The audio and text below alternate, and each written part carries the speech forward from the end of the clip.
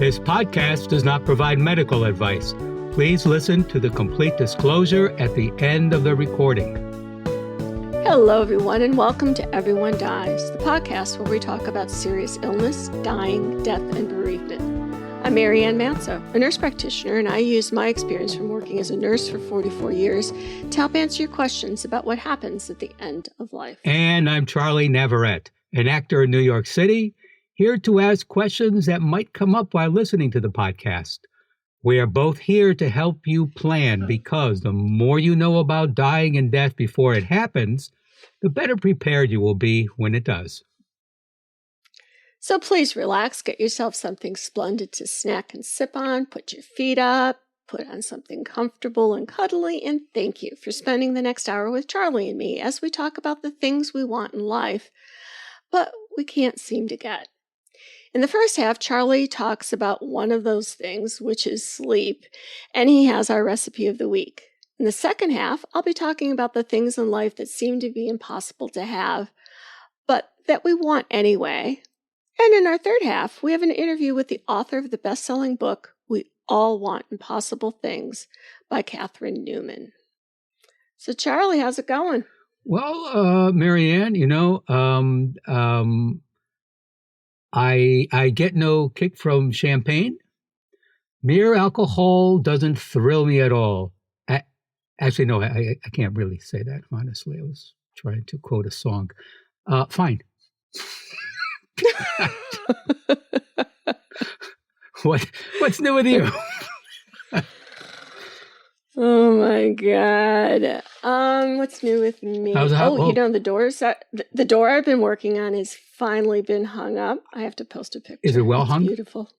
Or is it hung well? It is so well hung. Well, aren't you a lucky girl? Mm-hmm. And it looks pretty. And how often can a woman say that? I don't think as often as people would expect. Or as often as ladies would like, yes. Yeah. As they say, it's not a pretty sight, but my door is a pretty sight. Well, that's good. Pretty. Yeah, very happy. Good. So, I woke up early in order to do this podcast with you, and here you are going to tell me all about sleep, or what I'm not getting. Beep, beep, beep, beep, beep, beep. Beep, beep, beep, beep, beep. Yes. And though death and sleep have been around throughout human history, as one would expect, there is still a lot we still do not fully understand about them. Sleep and death are closely connected metaphorically and biologically. In Greek mythology, Hypnos and Thanatos were two brothers represented as the twin gods of sleep and death. Hypnos represented sleep, Thanatos represented death. For all you Avengers fans, think of the character Thanos. The link between sleep and death is often seen as peaceful, with sleep being associated with rest and rejuvenation, and death is seen as a final frontier. Rest after a lifetime of both physical and emotional labors. Some people die in their sleep due to natural causes, such as old age or a health condition. Others might die in their sleep due to accidents or unforeseen circumstances, like receiving free tickets to an opera. I know that would kill me. Have you been to an opera recently, Marianne? Not recently. I saw A Night at the Opera with Groucho, Chico, and Harpo. So I guess it's kind of the same thing. That's the last one you saw. There we are. Yeah, I'm sure it's exactly the same. Yeah. Sleep is also a fundamental part of the grieving process, as it allows the body and mind to rest and recover from the emotional strain of losing a loved one. As Marianne has often mentioned, grief can be physically and emotionally exhausting. I know for myself, getting enough sleep has helped me cope with loss. Sleep and death are inevitable.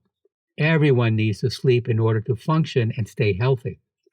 Some might be able to avoid taxes, but death is something everyone will face, because everyone dies. There's a catchy title.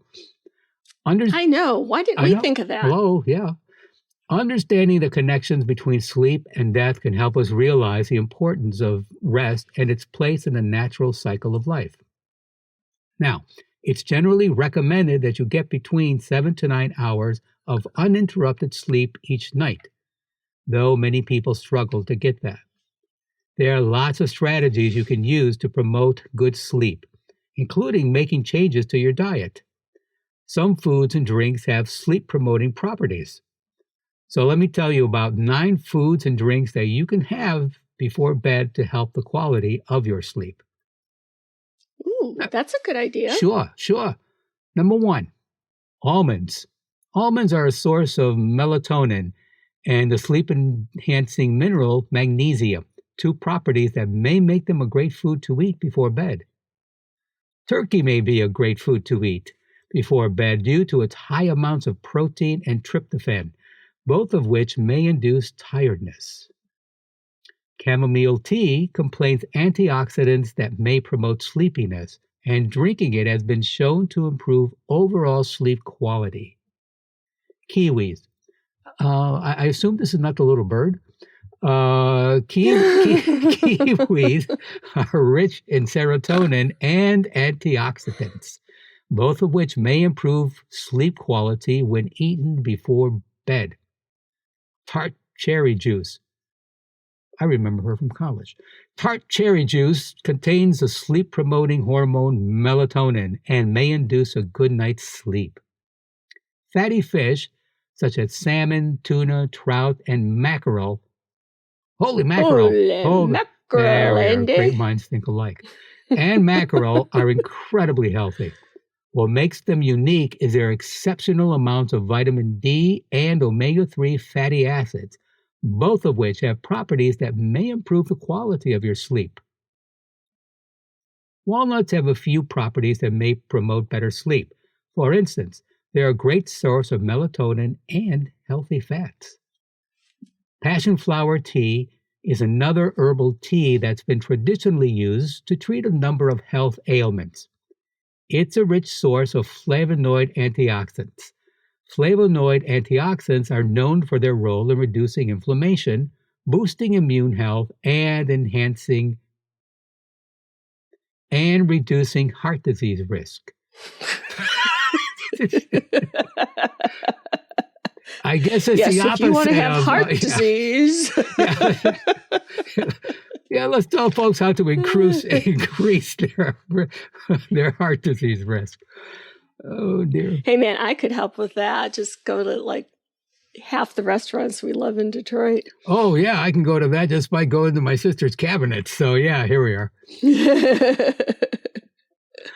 Passion flower tea contains a pigeon and has, am I pronouncing that, Marie? Okay.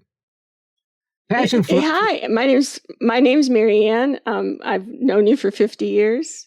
What are you calling me Marie for? God, I'm going to do a mental status exam on you. Mm-hmm.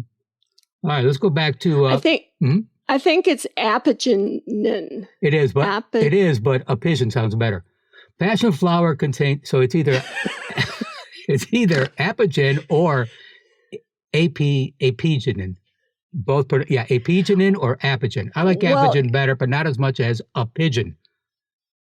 But, the pigeon could go with the kiwi, and then you'd have a bird meal. Oh. And, we're not that far removed, the recording of this podcast from Christmas and that wonderful turkey. All right, so here we go. Back to passion flower tea, which contains a pigeon, or apigenin, if you want to be technical about it, and has the ability to increase gamma-aminobutyric acid, also known as GABA, production. This may influence sleep. Reading all this, Mariana, a couple of martinis would influence sleep as well. And it's easier to pronounce. Well, you can add a number 10 to the list. You don't only have to have 9. Oh, last but not least, white rice may be beneficial to eat before bed due to its high glycemic index, GI. A high GI, and folks, you really don't want a GI or anyone else to be high around any sensitive equipment. But also a high GI may promote better sleep. So remember, several foods and drinks may help you get the sleep that you need. This is because they contain sleep-regulating hormones and brain chemicals, such as melatonin and serotonin. Some foods and drinks contain high amounts of specific antioxidants and nutrients, such as magnesium and melatonin, that are known to enhance sleep by helping you fall asleep faster or stay asleep longer. To reap the benefits of sleep-enhancing foods and drinks, it may be best to consume them 2 to 3 hours before bed. Eating immediately before going to bed may cause digestive issues, such as acid reflux. And from the New York Times, our recipe this week is a buttery, chamomile tea-scented loaf cake. It's a sweet pop symphony, the ABBA of cakes. A pot of floury, just brewed chamomile isn't required for drinking with slices of this tender loaf, but is strongly recommended. In life, as in food, you always need balance. A sip or two of the grassy herbal tea between bites of this cake counters the sweetness, as do freeze-dried strawberries, which lend tartness and a naturally pink hue to the lemony glaze. This cake will be the hit of your next funeral lunch. So please, go to our webpage. I don't want to talk about this anymore. So please go to our webpage for the recipe for chamomile tea-scented loaf cake and additional resources for this program. Seriously, we have a small favor to ask. Thousands of you have placed your trust in Everyone Dies as a source of trusted information about serious illness, dying, death, and bereavement. We are asking for your support in the form of a tax-deductible contribution so that we can continue to offer you quality programming. Thank you in advance for going to our website to make your donation, as well as following us on Facebook and Instagram. Visit us at www.everyonedies.org. That's dies.org. Marianne? Oh, sorry, I was asleep. Thanks, Charlie. It's the melatonin. I spoke so much of melatonin. It was the chamomile tea. Yeah, it was the chamomile tea. Yeah. So Charlie, Deepak Chopra composed an essay in 2019 titled "The World Needs Some Impossible Things," in which he writes, "If you want to know what human beings really want, consider how Alice reacts to Wonderland. Lewis Carroll's inventions are so entertaining, we tend to smile at how upset, vexed, and unsettled Alice actually is. Wonderland overturns our regular, orderly, and predictable life, which is really what people want. The inhabitants of Wonderland aren't just fantastic, they are unhappy. The White Rabbit is anxious enough to be a study in stress over a deadline. The Duchess's cook throws dishes in a state of rage, and the Duchess herself hands Alice her squalling baby, which turns into a pig. Alice is very glad to get out of there. But Wonderland haunts us, and for a good reason. We are shadowed in everyday life by fear of the unknown and unpredictability, and the perpetual chaos would be intolerable. To ease our fears, we have mentally constructed a picture of life that is reassuring, but wrong. There's a kind of silent conspiracy to impose logic, reason, order, and predictability, which actually isn't there in nature. Wonderland is the place where the Red Queen believed as many as 6 impossible things before breakfast. So today I'm going to chat with you about the impossible things that we as humans want. When I worked in oncology, I would spend time with people doing what's called managing expectations. Managing expectations is communicating in such a way so that all involved have a clear understanding of what to expect and when to expect it. In doing so, the person and the family are given a clear idea of treatment options, risks, benefits, and what to expect during treatment. No one really wants to have this conversation, but it's vital in order to make it through treatment protocols. There's an aspect to this in life also, though, Charlie. There are things humans want in life, but can't seem to get. Kathy Capriano conducted a survey in which she asked people, if you could say in one word what you would want more of in life, what would that be? and she published the top 10 things. So from her survey, these are the top 10 things. The number one thing was happiness. This missing element, this happiness, has become so hard to achieve and even harder to maintain. Happiness can be hard to get because we don't really know what will make us happy. Happiness seems to be out of our control and a perpetual moving target that never stands still long enough for us to grasp. If everything you're searching for remains outside of you, you'll always be scrambling and rushing. Number two is money. It seems that no matter how much we earn, we somehow feel we never have enough. The question is, how much money do you really need to bring about the life experience that will truly fulfill you? And if you want more money, do you understand the key principles and behaviors required to get it? I can remember my kids in high school had to take a financial planning course, and they would talk about, they studied the Dave Ramsey methods, and they studied about needs and wants. And that's how they framed it for the kids. What do you need versus what do you want? And they would say to the kids, when you're making a decision about what you're going to buy, ask yourself, is this a need or is this a want? And yeah, my kids are in their mid-late 20s now, and they still think about it in those terms.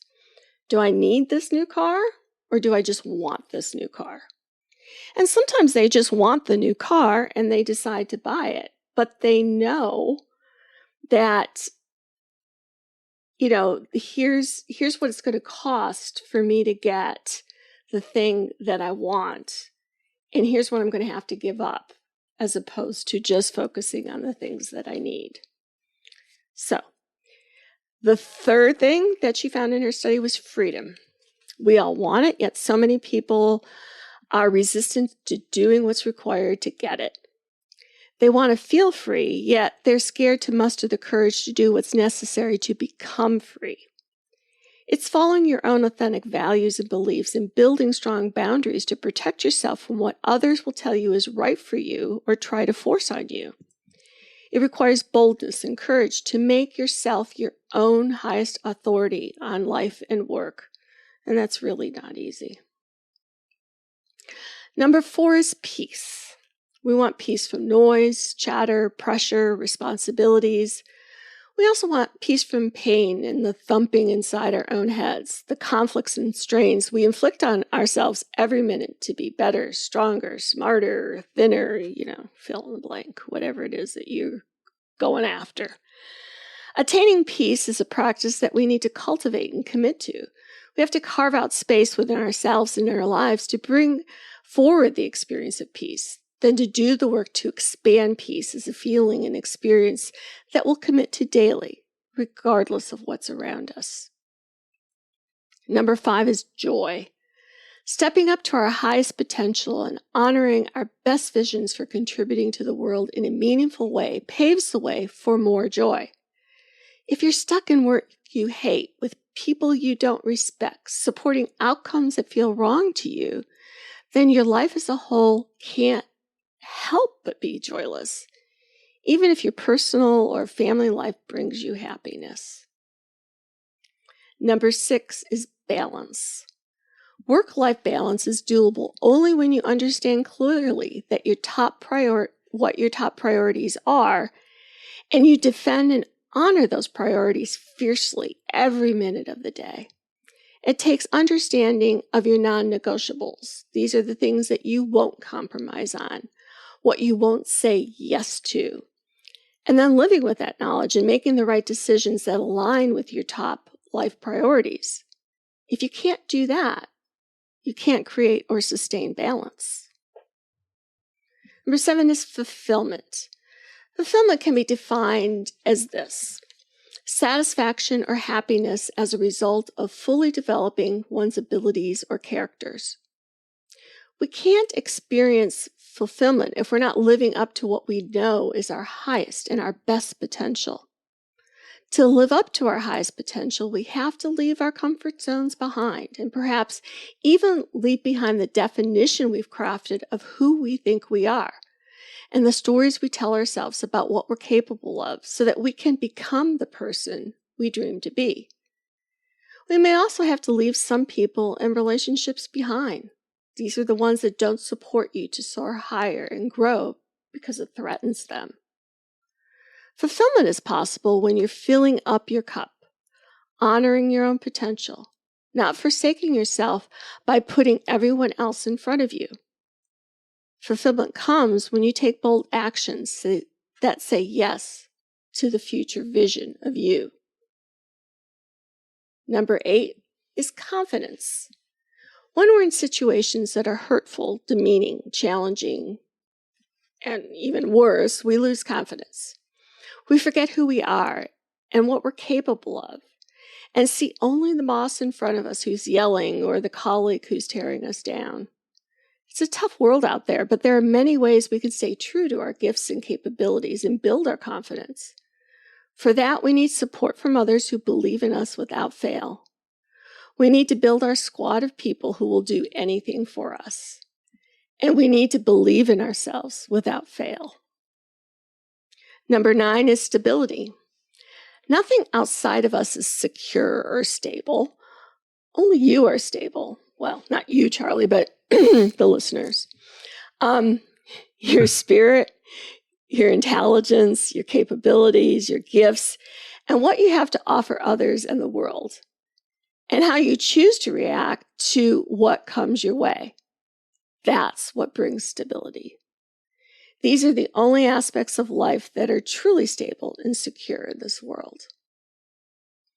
And number 10, passion is something that can demand a high price, the price of wrapping your entire entity around a certain direction, including risking your checkbook, your marriage, your health, because you can't not pursue it. What people often mean when they say, I want to feel passionate about my work is this. They want to feel alive, not exhausted, stressed, and discouraged. They want to feel that there's a reason they're on this planet, a reason for the talents and abilities they were given at birth and have cultivated. They want to believe that they're here for a purpose, and finding that purpose will give their lives the meaning and passion that they're missing. So these are the things that Kathy Cipriano found in her survey. And I surveyed our listeners to see what they had to say. So the top 2 items were peace and money, followed by time, health, sleep, perseverance, sex, joy, direction, patience, capacity, fun. So Charlie, how would you answer that question? That the question is, if you in one word, if you could say in one word what you would want more of in life, what would that be? Bliss. Bliss. So we can add that to. So let me ask you something. Why do you garden? What? Why do you garden? I garden for peace. There you are. Because it's the nurturing and the peace. A friend of mine had told me years ago, when I go to Lowe's, I always go to what I call the dead plant aisle. So Lowe's has this section of things that are nearly dead, and they sell them pretty cheap. And I buy them and I bring them home and I nurture them back to life. And he said, I think you do that because your patients die, but you can take these dead plants and bring them back to life. Well, it's not necessarily looking for a reason why, but if something just, like with you, with plants, with gardening, it just, I don't know if it's something that is clearly definable, but it just gives you something. There's no end in sight. You're not trying to reach a goal. It's just something that, I don't know, sparks something within you. It doesn't have to go anywhere. And that, with everything you've been describing, it's just that, just doing something just for the sake of doing it. just doing it is its own reward. It's its own pleasure. It provides you that happiness. There is no, I found that with myself. I mean, um, yeah, I don't have to explain it to anyone. I don't have to explain it to myself anymore. It's just simply, Well, you have to explain it to me, doggone it. no, I don't. And that's the thing, because with, I know, I'm sure with both of us throughout our lives, people said, what are you doing that for? I mean, that's stupid. I mean, it's just a waste of time. It's like, and finally, I just finally able to reach a point where no, it's not a waste of time. This is important for me. I can't always define why it's important. For example, for me to have a book in my hand rather than that thing on the computers, a Kindle, rather than have a Kindle. I want a book. I want paper. I want to feel that thing. That. So that. Just something that just sparks. Well, so what brings you bliss? A book in my hand. Okay.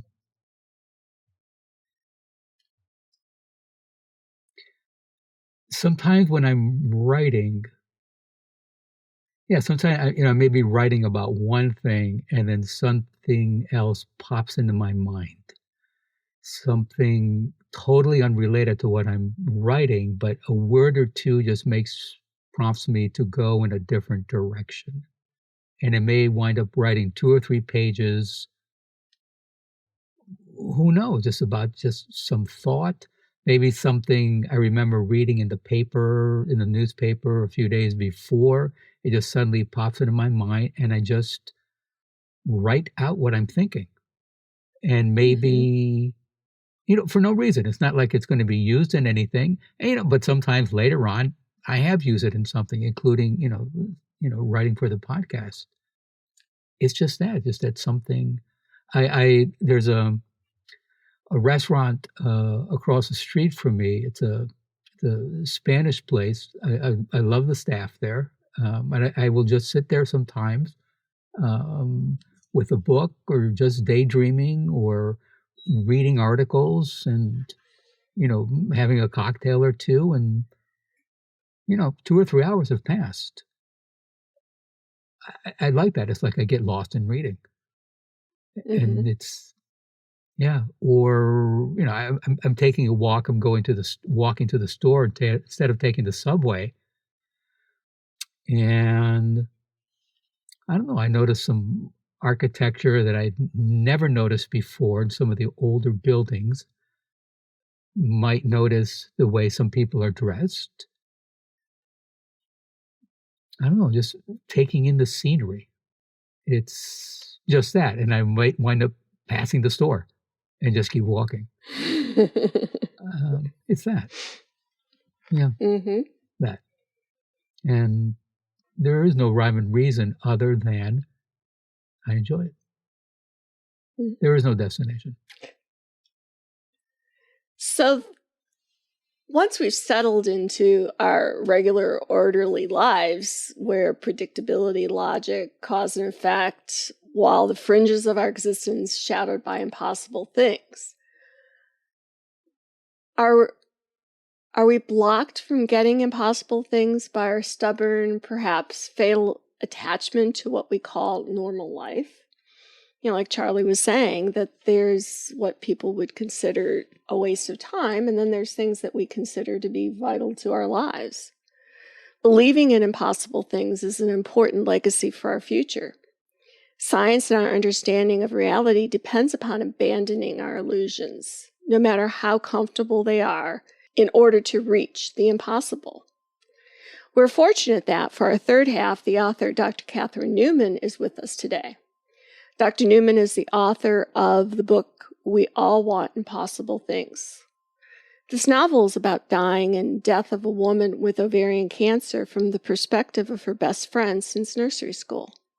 So have a listen to my talk with Dr. Newman.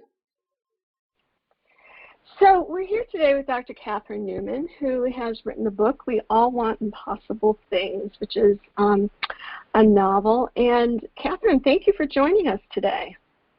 Thank you so much for having me. Did you just call me Dr. Catherine Newman? I don't get a lot of that. You did the deep dive to see that I had a PhD.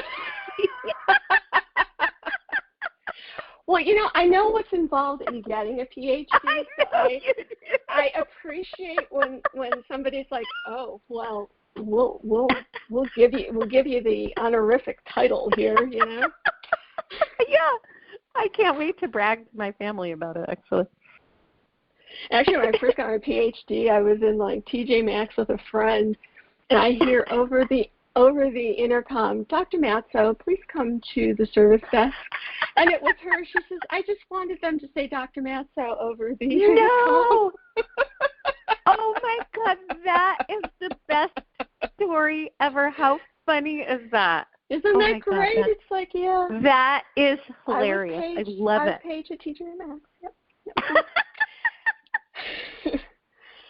So your book is dedicated to Allie, who died at age 47. And having read your book, is the storyline about Edie really about Allie?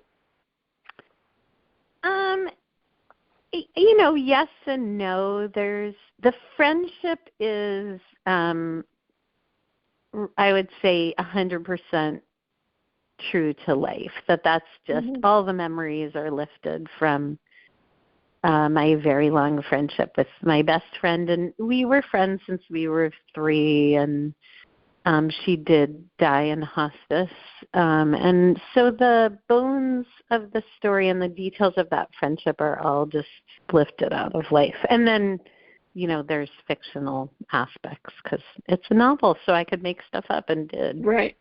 Live out your fantasies. Well, and the main fantasy of the book is the premise, which is that she comes here to be with me while she's dying. And her husband made so much fun of me for writing a book that moves Allie here with me to die, because in real life she, in fact, died in Brooklyn, which is where she lived. Mm-hmm. Everyone dies in Brooklyn, right? Everyone dies in Brooklyn. That'll be your next novel. Well, and it's like when you have a best friend like that you've had for so many years, I could see where you would want to be like, they're mine. And oh, yeah. You can have them, and they're going to come and be with me because they've always been with me. And the rest of you can just get in line. Does that resonate with you? Oh, totally. I mean, and, in the novel, Ash is kind of a narcissist, and I really relate to that quality in the main character that I made up, because I really felt, it's funny, we don't live in a culture where there's a lot of room for friendship in the ways that there are for family. Like, you don't get a leave of absence from your work because your best friend died. And I have felt, luckily I've known her family like my whole life, so they already know that I'm like this. But like at her funeral or at the unveiling of her gravestone, it says, Allie Pomeroy, loving daughter, mother, wife, like aunt or something. And I was like, excuse me. Does anybody have a Sharpie that I can borrow? Yeah, that's what I felt like. I was like, okay, see, I'm just here with my etching tool writing friends. Like, it's not really one of the relationships that's given primacy, but it could be. I mean, it is for so many of us. We did a podcast a while back, actually not even that long, about the death of a best friend, because people would write and tell, it's like, I don't know what to do now that my best friend from first grade or kindergarten, or in your case, preschool, is dead. I don't know what to do. I don't know how to live my life with this person not in it. Was that an experience that you had? Oh, yeah. I mean, I still have it. she is still the person who has kind of most straddled the different parts of my life. Like our friendship was so, I think it's different in a way from almost any other relationship because like my parents, I lived with them for 18 years and then, since then have not lived with them. I didn't meet my husband till I was 20. I didn't have my kids till I was 30. But this person was just an absolute constant for me in the same role, in the same way. And so I think that missing something will happen with my family of origin, say, like there'll be a story that I really want to tell and who I really want to tell it to is her. She just, Right. There was this way that she was this, I don't know, just this sort of constant confidant and knew my whole entire history in this way that pretty much is unmatched by any other relationship. Well, and plus with that best friend, you don't have to explain the backstory. Yeah, totally. They know the whole backstory. You can just say this and be like, oh my God, that's just like da da da da da da, and you don't have to do that much talking. Right. I don't have to be like, I just before I tell you this, like my father's actually really amazing, but blah, blah, blah. It's like, it's so true. You just say whatever and they meet you exactly there. It really was an amazing friendship. And, I feel totally lucky to have had it. And also like, I just got completely ripped off. Right. There's the limit of my gratitude that I'm so grateful. I was so lucky to have her, and she died so much too young that it's just impossible to take, really. And you almost think, that sort of that fantasy too is that, well, we'll grow old together, our husbands will die, and we'll get an apartment somewhere. It's like you kind of have this fantasy where they're the constant that's with you. That's funny. I haven't thought of it that way, but I think that's really true. Yeah.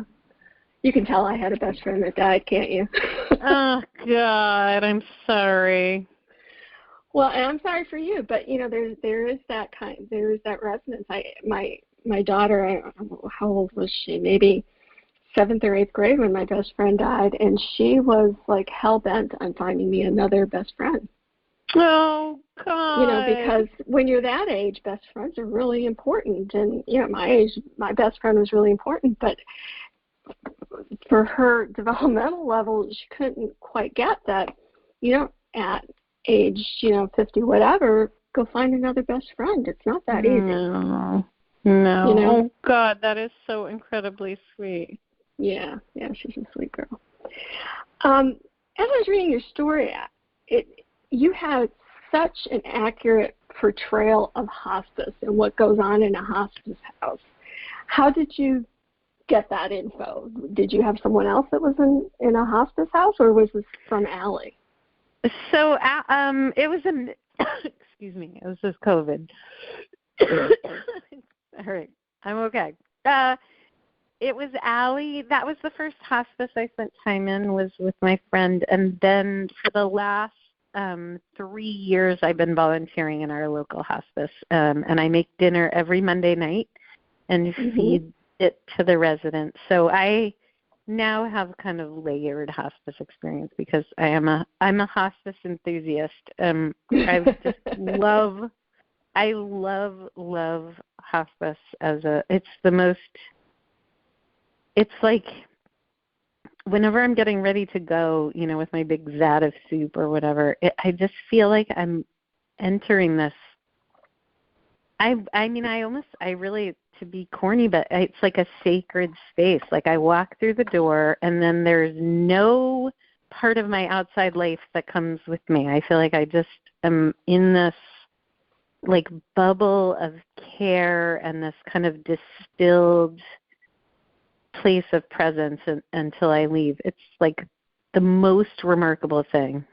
It's a very hospice houses I found a very nurturing environment. And one of the things I always noticed was the amount of food and the baking that goes on. And I go see my patients there and I think, oh my God, if I worked in this place, I would be like 500 pounds because everything's homemade and so good. And I got to the part in your book and I just laughed. This is page 97. This is a quote from Catherine's book. The hospice fridge is filled with cream, ice cream, sour cream, heavy cream, cans and cans of whipped cream. There's definitely a now or never feeling about food here, and it makes you wonder what you think you might be waiting for in your life. I mean, crusty, gooey mac and cheese, thickly frosted eclairs, Velveeta melted over a plate of potato chips, what all the nurses call the house nachos. Eat your kale and blueberries and whatever else, but go ahead. There's some of the good stuff now, too. And I just said, oh, my God, this woman really knows what she's talking about. Totally.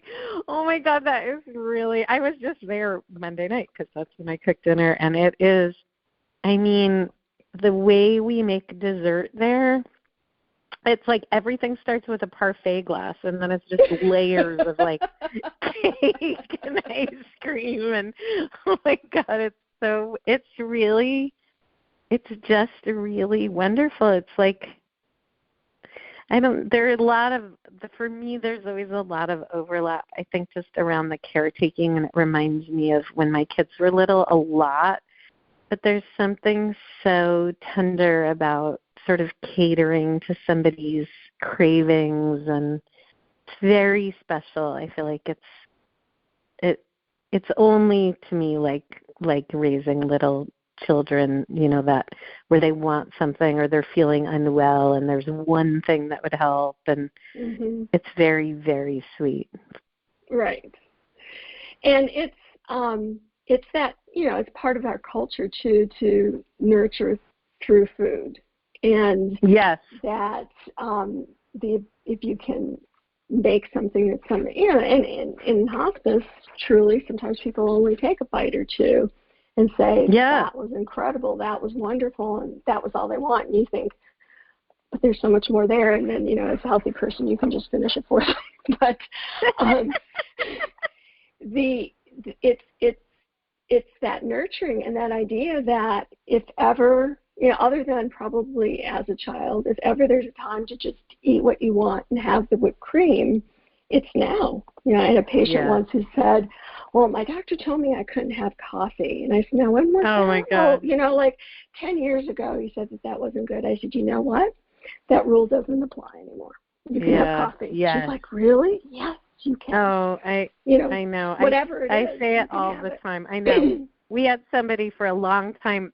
I mean, we also sometimes have the long time, the people who get held back, as we say. But we had somebody in our hospice for years, literally for years. Wow. And she she ended up being there so long that she went back on her diet, and we all laughed at her. But she was like, okay, I have to – she was like, this is really going on for a long time. I need to eat a little more mindfully. And we thought that was really, really reasonable and funny. That is. You also have a character in the book who watches Fiddler on the Roof every night, and I had to laugh at that because we had somebody who, I think it was maybe The Sound of Music or something, that was just their go-to thing, and every day you'd hear it blaring out of their room. Yes. And you start either singing along or quoting from the movie because it's part of your subconscious after a while. It was exactly that. The Fiddler on the Roof, that is just lifted from life. That really was a true thing, and it was so comically the soundtrack just of all of this tragedy, and it was the weirdest experience. And now when I hear it, it just is so hospice for me. Yeah, exactly. So your title is that we all want impossible things, and your experience with Allie and your volunteering at hospice and writing this book, do you have a different thought about what are the impossible things that people want or that you want?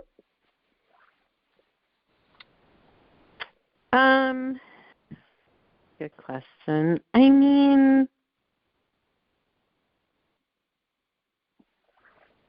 I feel like I really am the kind of person who feels like, obviously life would be meaningless if it just went on indefinitely. It would be very hard to live like that, but death is completely unacceptable to me as an end point of it. So I think for me that title is a mix of that fundamental, impossibility of that on the one hand, everybody you love will die, and on the other hand, that is just completely unendurable as a fact. And then in the book, there's other impossible things she wants that have to do with her marriage,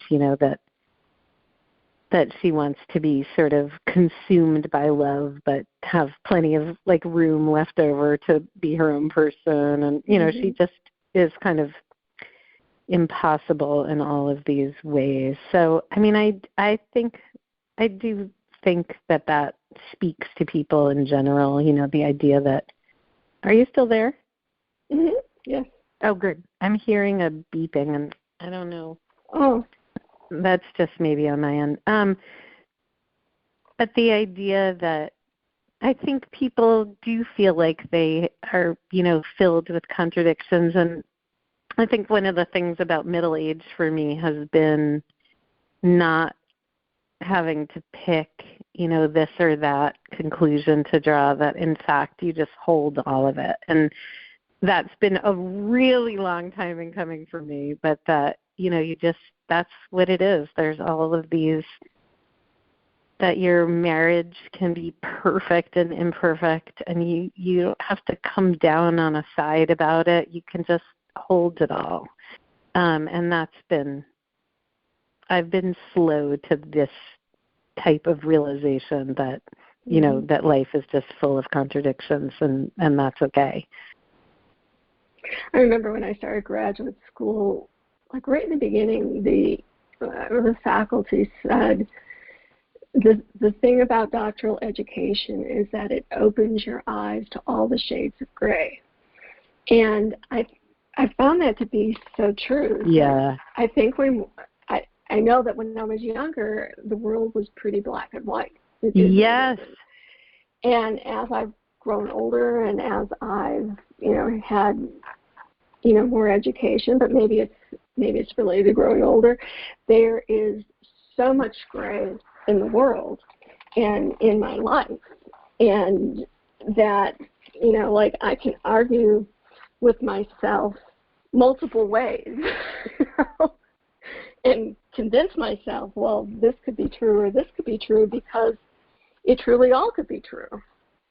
Yeah. Yeah, no, I that really speaks to me. Well, I so appreciated the writing of this book. What we do at Everyone Dies is we want to educate people about serious illness, dying, death, and bereavement. And this book is a wonderful example of doing that. And I loved at the end, page 184, you talk about your character Edie dying, and you say, how do I tell this part? We pass each other crackers and cheese. We listen to Edie breathe. I rub her lips with a sponge swab for no particular reason. Wipe her face with a warm washcloth. Jonah and Jude are each holding one of her hands now. Honey is holding one of mine. I hold one of Alice's, and we are singing. We sing Alleluia. The windows are fully dark now, and the only light in the room glowing from the candle. We sing the long and winding road. We take turns telling Edie how much we love her. We tell her we know it's been a long journey ahead of her. We can go wherever she needs to, and that we'll take good care of Dash. This is love distilled in its essence, like a kind of communal essay, but ecstasy, but grief. We sing Let It Be, and when we finish, we listen into the silence for Edie to inhale. But she doesn't. She's leaving behind the shell of her human flesh, molting into an invisible butterfly, disappearing. She's going. She's gone. You could almost grab onto her wings and go too. And I think that is an incredible piece of writing, as well as an incredible description of what could be called a good death, and like what I think most people would aspire to if they could pick how they wanted to go. Did that come from Allie's death, or is that from other experiences? That's definitely kind of a composite